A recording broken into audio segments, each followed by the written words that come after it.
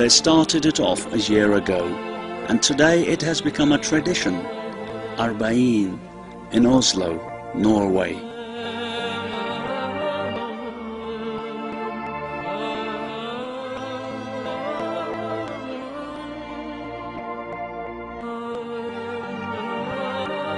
Stand for Hussein established over other cities in Norway, so there are other people doing the same thing, giving out chocolate to people in Stavanger, it's a city in Norway.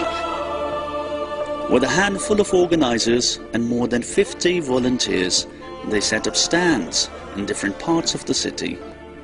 They could reach out to thousands of people, handing out hot chocolate in the name of Imam Hussein and spreading the story of Karbala and the sacrifice of the holy Imam. 10th day of Muharram, he said, when he was down on the ground and he had no one to help him, and he see that the army of his enemy was going against his family, the children and the woman. On that moment, he tried to stand up and he said, if you don't have belief, if you don't have faith and doesn't believe in the day of resurrection, at least be a free man, a free man.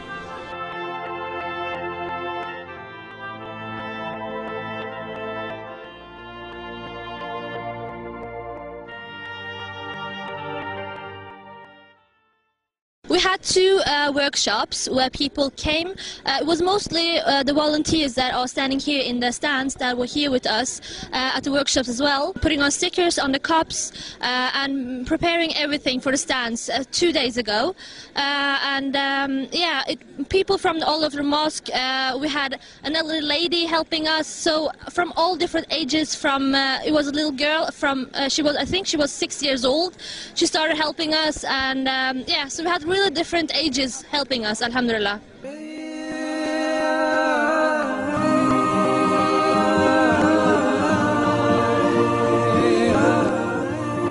They come from different cultural backgrounds and ethnicities, but they're one thing in common: the love for Imam Hussein. Last year we did it for the first time, and I was part of the committee then. And this year, unfortunately, we couldn't contribute, but it's nice to pay a visit, and slowly this is becoming a tradition. This year I couldn't contribute much because my husband and I, we got a little daughter 1 month ago, but she is with us, and she is now the youngest member of the committee, as we say. Edward Gibbon said, in a distant age and climate, the tragic scene of the death of Hussein will awaken the sympathy of the coldest reader. And Stand for Hussein has proven that Gibbon was right. If people knew the real message of Imam Hussein, how they would turn to Islam right away. So the really big authors and well-known people tell us that people should go and read more about Islam, Imam Hussein, and learn and get some knowledge.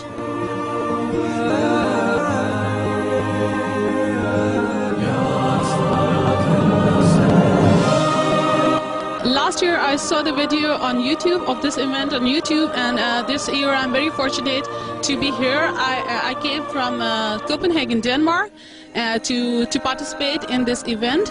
This is the best way to spread the message of Islam and to spread the message of Imam Hussein. This should be started in every place. I really want to start that in Denmark.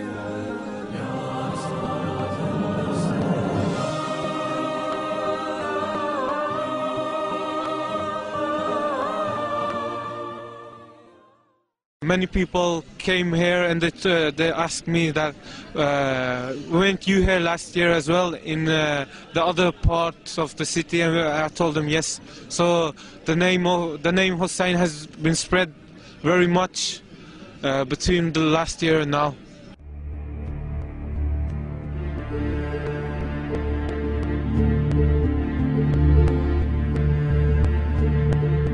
In this world, we see injustice all over the place. It's small things and it's big things that is injustice, that can be injustice.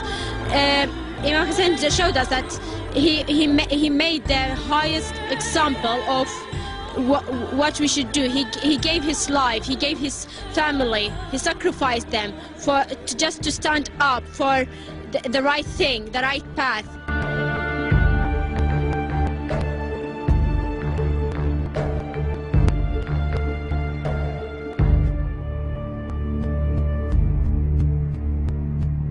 feel like I'm so proud of being a Shia Muslim, to see how many people are just standing here in the cold weather and trying to spread the message of Imam Hussein alayhi salam.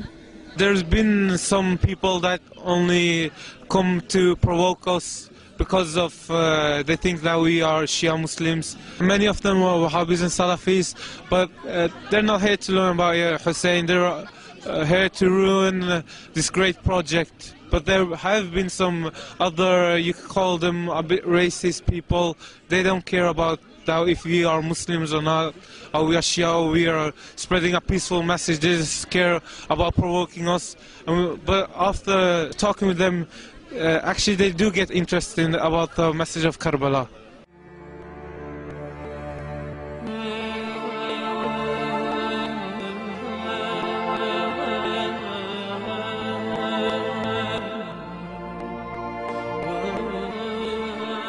We see, like in Saudi Arabia, in Bahrain, in Palestine, in Iraq, in Pakistan, people is getting killed. In the West, people doesn't know about Islam. It's injustice because they don't know about it. We have to work for it. It's injustice that Shia Muslims or Muslims is getting killed because of their belief, because they are standing for something they believe in. And that's why we shouldn't just sit down and listen. We should work and we should stand up for justice. We should stand up like Imam Hussein. He is our highest example and we should follow him.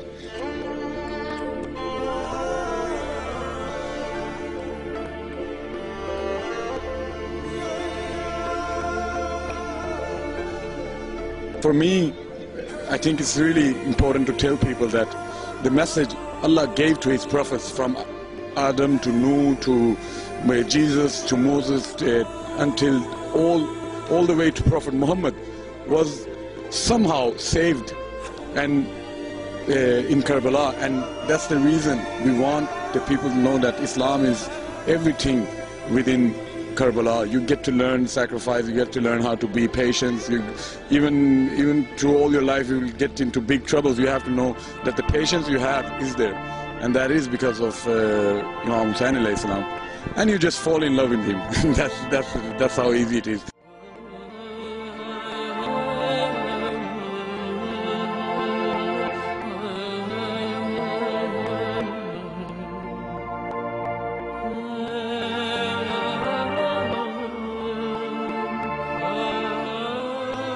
You know, we still hear the crying children of Karbala today.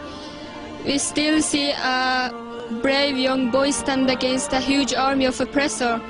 We still see a father sacrifice his life for his family and his belief. We see a mother shed tears for a dead baby in her arms. We hear the crying of children in Palestine. We hear them in Afghanistan, Iraq, Bahrain, Burma, Africa, and all other countries where people get oppressed and have to live under the worst situation and under the worst rulers. And I think that's the definition of every day is Ashura and every land is Karbala. And because Karbala is still alive, and Imam Hussein's voice still like echoes in the universe.